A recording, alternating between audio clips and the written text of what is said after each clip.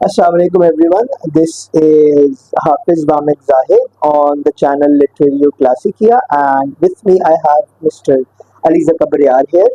Um, you've seen me on this channel. I think you're seeing me for the first time, and you see that the roles are reversed quite a bit क्योंकि सवाल करने की seat पे वैसे तो अली भाई बैठे होते हैं, लेकिन आज इन्होंने मुझे ये मौका दिया है और the reason of it is this book which has been published by Ali Bhai. इनके टैलेंट्स के हम लोग तो कदरदान थे ही. The entire aesthetic zombie society knew कि व्हाट अलीजा का बरियार is, but I think after this the you know he published this book और ये अपने रीडर्स के हाथों में पहुंचती है, तो I think the entire world is gonna know कि you know who this person here is, the stone cold Steve Austin of the literary people. So Ali bhai, first of all, congratulations on you. your first book being published. Thank you. My first question is going to be, what are you feeling from within? Okay, so Vamik, first of all, thank you very much for this gentle introduction. और Hunter becomes the hunted, जिस तरह आपने कहा कि roles are reversed, तो usually तो मैं interview करता हूँ, लेकिन मुझे आप लगता है कि सूटेबल कैंडिडेट थे जो मेरा इंटरव्यू कर सकते थे. ओके, सो Vamik, आपने जो क्वेश्चन पूछा है, I guess I feel relieved. Like आप जिंदगी में बहुत सारा कुछ एक्सपीरियंसेस ऐसे होते हैं जो चाहे आपके पर्सनल ना हो, चाहे आपने वो किसी के साथ कुछ गलत होते देख रहे हैं, या ओवरऑल आप लाइफ में मिजरी, सफरिंग्स, एगनी देखते हो, और वेंट आपको जो सेफ आउटलेट है उन इमोशंस को नहीं मिलता. खासतौर पे हमारी सोसाइटी में तो आपको पता है, ये टॉपिक जो है मेंटल ट्रॉमा, ये तो अब वैसे अंडर डिस्कस्ड भी है, अंडररेटेड भी है. तो मुझे लगता है कि आर्ट बड़ा एक अंडररेटेड वे है इस ट्रॉमा को टैकल करने का. तो आई feel relieved. I don't know इसके पीछे मेडिकल साइंस क्या कहती है, लेकिन मुझे ऐसा लगता है कि मेरे अंदर से वो काफ़ी ज़्यादा वो एक टेंशन वो रिलीज हो चुकी है ये लिखने के बाद. ओके अली भाई, आपने टेंशन रिलीज होने की बात की. अगर मैं ये सवाल नहीं पूछूंगा तो मेरा ख्याल है ज्यादती होगी, बिकॉज पीपल आर खुद टू जज. तो मैं आपसे ये पूछना चाहूंगा, does this book has something to do with your personal life, or is this your autobiography? Okay Vamik, सो मुझे ऐसा लगता है कि सबकी ज़िंदगी में कुछ ना कुछ ऐसा तो हुआ होता है जिसको हमने आर्ट की, हम चाहते हैं कि हम आर्ट की शक्ल दें, क्योंकि डायरेक्ट आप बात नहीं कर सकते उस तरह से. लेकिन मुझे ऐसा लगता है कि जो ओवरऑल आर्ट एक अच्छी आर्ट समझी जाती है, और मैं भी, मुझे लगता है कि मैं खुद से नहीं लिखता ये, अदरवाइज मैं बचपन से लिख रहा होता. मुझे ऐसा लगता है ये जो खास तौर पर जो फिक्शन राइटिंग है, ये I don't write when I want to, I write when I have to. तो मैंने कुछ कोरोना डेज से, उससे पहले अब्बू की डेथ, आपको पता है, आप उस टाइम हमारे साथ थे. तो जिस तरह से मैंने ये फील किया, लाइफ में सफरिंग जाती है, एक टाइम आता है कि आपको लगता है कि अंदर आपका भर चुका है, और अगर अब आप रिलीज नहीं करोगे तो शायद आप पागल हो जाओगे, या आप एक टाइम आएगा कि आप वो ओसामू डिजाई का मुझे बड़ा पसंद है ना, वो नो लॉन्गर ह्यूमन, तो फिर आप ह्यूमन नहीं रहेंगे. ह्यूमन तो ये what is to be human, आप फील करते हो अपने इमोशंस को. तो मुझे ऐसे लगता है कि मैंने इसमें कोशिश की है कि जो कुछ यूनिवर्सल थीम्स हैं, जो जिस तरह मेंटल ट्रॉमा मैंने बताया कि हील नहीं होता, और मेडिकल साइंस जो है उसको ठीक वे में कोप भी नहीं करती. उसके अलावा कुछ ऐसी सफरिंग है, जिस तरह फैमिली डायनामिक्स है, कुछ आप अपने प्यारे को खो देते हो, और उसके बाद वो जो ट्रॉमा है, वो जो ग्रीफ है, दैट किल्स यू, और उस वे में आपको जब अबैंडन कर दिया जाता है. तो ये थीम्स जो है वो यूनिवर्सल हैं. आप जब इनको पढ़े, खासतौर पर जो फिलोसॉफिकल इंक्वायरी है, जिस तरह मैंने about time one act play है, तो वो फिलोसॉफिकल इंक्वायरी, वो एग्जिस्टेंशियल क्राइसिस आप भी फील करते हो, हम इस चीज़ पे अक्सर डिस्कशन भी करते रहते हैं. तो एग्जिस्टेंशियल क्राइसिस भी वो मेरे अकेले का नहीं, वो आपको पता है ये एक यूनिवर्सल थीम है, और किसी स्टेज पे लाइफ के आप, या तो आप ह्यूमन नहीं है, अगर आप ह्यूमन है तो कहीं ना कहीं आप ये ज़रूर फील करते हो. और जो फिलोसॉफिकल इंक्वायरी उसमें है, ह्यूमन कंडीशन की स्टडी, वो मेरे ख्याल से हम सब ह्यूमंस ही उससे रिलेट कर पाते हैं. तो ऑटोबायोग्राफिकल एलिमेंट से ज़्यादा मुझे लगता है कि ये ओवरऑल, मुझे ऐसा लगता था कि यूनिवर्सल इमोशंस जो हर इंसान महसूस करता है, इसलिए मैंने इनके ऊपर लिखना ज़रूरी समझा था. Sure. So Ali bhai, what I see here in front of me is a collection of dark tales and one act plays. I haven't seen this trend in Pakistan. Our writers are, famous for writing romantic fiction. ठीक, और अगर कोई ये इस तरह के horror novels या ऐसी मौज़ूआत को टच करता भी है तो मेरी नज़र से सिर्फ इंस्टाग्राम पर एक अकाउंट गुजरा है, Ayesha Muzaffar, she is a very famous writer, और अगर उनकी भी मैं स्टोरीज पढ़ूँ ना तो उसमें वही ट्रेडिशनल चीज़ें नज़र आती हैं, पोजेशन हो गई, ब्लैक मैजिक हो गया, और हॉरर के वो एलिमेंट्स जिनके बारे में लोगों को पता है।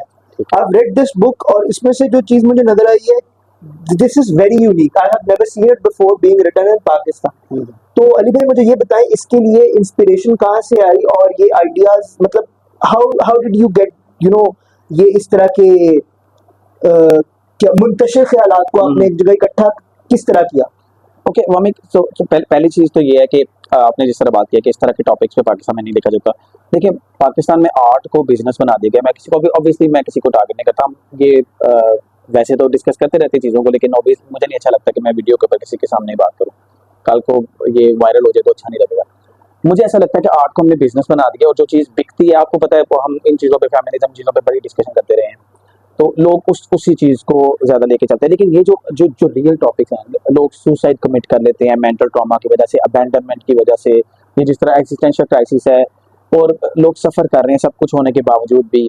कोरोना डेज़ में आपने देखा, जब आपको अलहदा टाइम स्पेंड करने की वो एक वक्त ऐसा था जब आपके पास करने को कुछ नहीं था, तब आपको पता चला कि यार लाइफ ये कितना बड़ा बर्डन है। तो मुझे लगता था कि यार इसलिए भी लिखा जाए क्योंकि ये लोग ये चीज़ें, ये टैबूज बन चुके हैं ना हमारी सोसाइटी के, लोग इन चीज़ों को डिस्कस नहीं करते। अब आपने कहा कि ये इस तरह के मुंतशिर ख्यालात और ये जो ये विसरल सा कॉन्टेक्ट है, ये किस तरह से, वो मुझे लगता है कि आप जो पढ़ते हो ना, उसका आपके ऊपर इम्पैक्ट ज़रूर होता है। ऐसा नहीं हो सकता कि आप को पढ़ रहे हो, आप शेक्सपियर को पढ़ रहे हो, आप डिस्टोपियन फिक्शन पढ़ रहे हो, और उसका आपकी राइटिंग के ऊपर और आपके लाइफ के ऊपर और जिस तरह से आप खुद को कंडक्ट करते हो, ओरिएंट करते हो, जिस तरह से आप कम्युनिकेट करते हो, उसके ऊपर असर ना हो। ये इम्पॉसिबल है। आप मुझे वो एलियट की जो ट्रेडिशन एंड इंडिविजुअल टैलेंट वाली बात याद आई कि जब ऑब्वियसली वो सारा वो एक जो आपने पढ़ा होता है, वो किसी ना किसी तरह से वो उसका ही मिक्सर बन के बाहर निकलता है।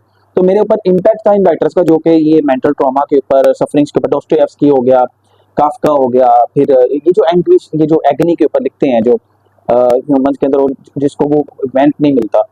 तो मुझे लगता है कि वो उन सब का इम्पैक्ट था, और कुछ जो लाइफ में ट्रेजेडीज देखी, और जो दोस्तों की ट्रेजेडीज देखी, जो ओवरऑल सफरिंग्स देखी, एम्पथाइज जब करना शुरू किया, तो वो फिर वो एक, जिस तरह मैंने बताया कि I don't write when I want to, I write when I have to. जब मजबूर हो जाता हूँ और मुझे नहीं पता कि मैं किस तरह से लिख देता हूँ। तो ये है कि ये सारे जो मुंतशिर ख्यालात, ये जो आपने कहा कि ये इस तरह से, और ये इतना इसमें दर्द और इतनी इमोशनल इंटेंसिटी, ये आपको पता है, you can not fake it, ये पॉसिबल नहीं है। तो ये फिर वो इम्पैक्ट, वो सारी चीजें पढ़ने का, और ये जो लाइफ में ये फिर वो इनकी एक समझने मिक्सचर सा बन के वो आर्ट की सूरत में आपको नजर आ जाता है। I see. You talked about Edgar Allan Poe. हाँ, Of course, जो गॉथिक लिटरेचर है उनमें हमें जो सबसे बड़ी मिसाल मिलती है इस तरह की स्टोरीज की इंग्लिश ट्रेडिशन में, that is Edgar Allan Poe.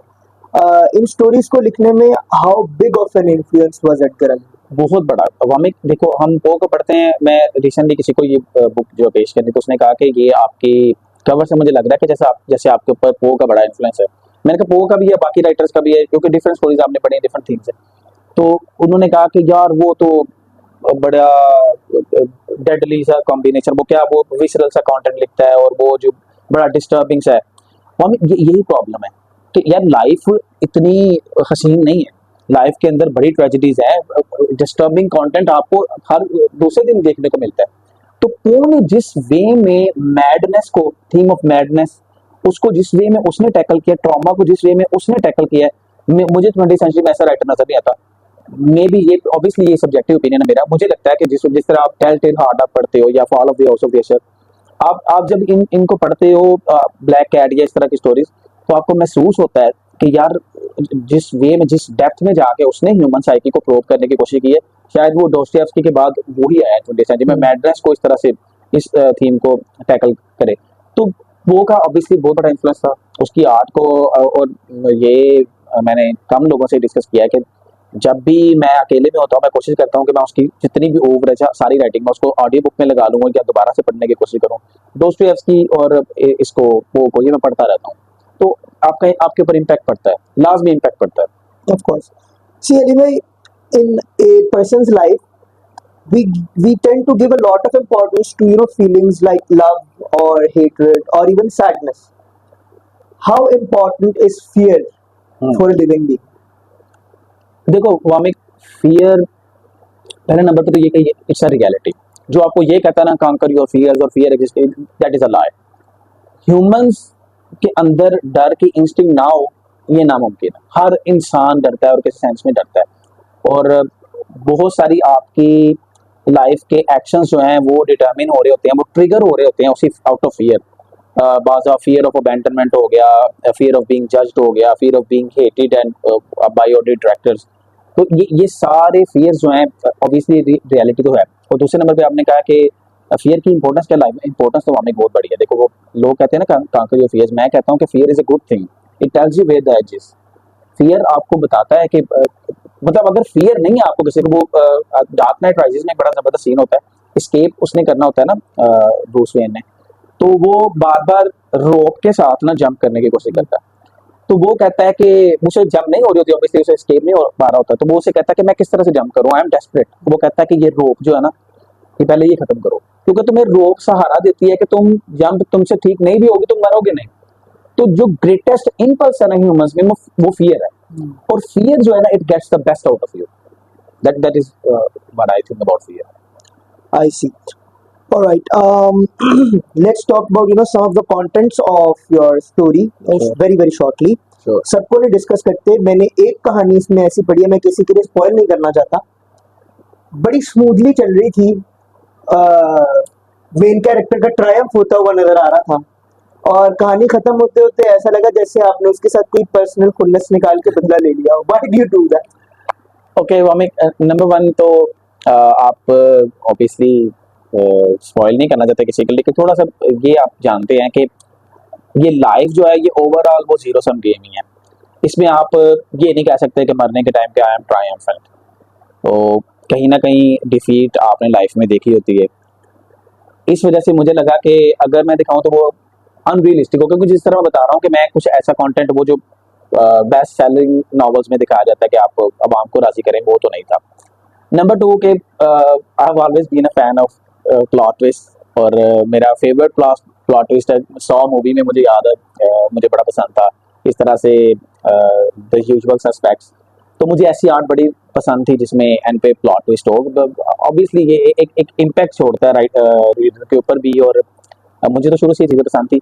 लेकिन अगर आप ये पूछे कि पर्सनल बदला, तो वामिक मुझे ऐसा लगता है कि यार जो जो वो कॉन्सेप्ट है ना फ्रीडम का और कैप्टिवेशन, मुझे ऐसा लगता है कि जो कैप्टिविटी और फ्रीडम में से ना कैप्टिविटी ही आपकी ज़िंदगी में ज़्यादा है। फ्रीडम तो बहुत, आप किसी भी सेंस में देख लें, आप you are bound by your tradition, फिर उसके बाद सोसाइटी है, फ्रेंड्स है, इन सब का इन्फ्लुएंस है, सोसाइटी का इन्फ्लुएंस है, रिलीजन का इन्फ्लुएंस है, रिलेशनशिप्स का इन्फ्लुएंस है, रिस्पॉन्सिबिलिटीज़ है। तो वो जो उसमें प्योर फ्रीडम, अनएडल्टरेटेड फ्रीडम है, उसकी जो बात की है, वो मेरा नहीं ख्याल कि वो पॉसिबल है। और वैसे भी जब राइटर लिख रहा होता है तो मुझे तो ऐसे लगता है कि जो हेमिंगवे की बात थी कि there is nothing to writing, you just sit in front of the typewriter and start bleeding. तो जब आप ब्लीड कर रहे हैं तो दैट मीन्स कि उसमें फिर आपको एंड पे वो कोई ट्रायम्फ नहीं मैं दिखा सकता था, तो इसलिए वो प्लॉट ट्विस्ट था। All right, Ali bhai, before we conclude, I feel very honored to be in your presence and having the opportunity to interview you. मैं ये समझता हूँ कि this is the first brick in a tower to heaven that we are gonna create soon. तो जाते जाते अपने viewers को बता दें कि हम आगे क्या expect कर सकते हैं from AZD. ओके सो हम एक फर्स्ट ऑफ ऑल पहले मैंने बताया कि ये आर्ट मैं अपनी मर्जी से नहीं लिखता। तो ये डिपेंड करता है कि how much capacity I have, कितनी मेरे अंदर कैपेसिटी है ट्रेजेडीज को बर्दाश्त करने की। जिस दिन वो कैपेसिटी जो वो खत्म होगी, उस दिन कोई नई आर्ट प्रोड्यूस हो जाएगी। तो आप दुआ ना करिएगा कि वो ट्रेजेडीज आए, बट दिस इज लाइफ। तो मैं ये कहूँगा कि अगर मुझे वंस अगेन किसी फोर्स ने मुझे फोर्स किया तो फिर शायद मैं दोबारा कुछ लिखूँ। All right, thank you so much for your time, Ali bhai. And this is Hafiz Vamik Zahid signing off. Have a nice day. See you later. Tata.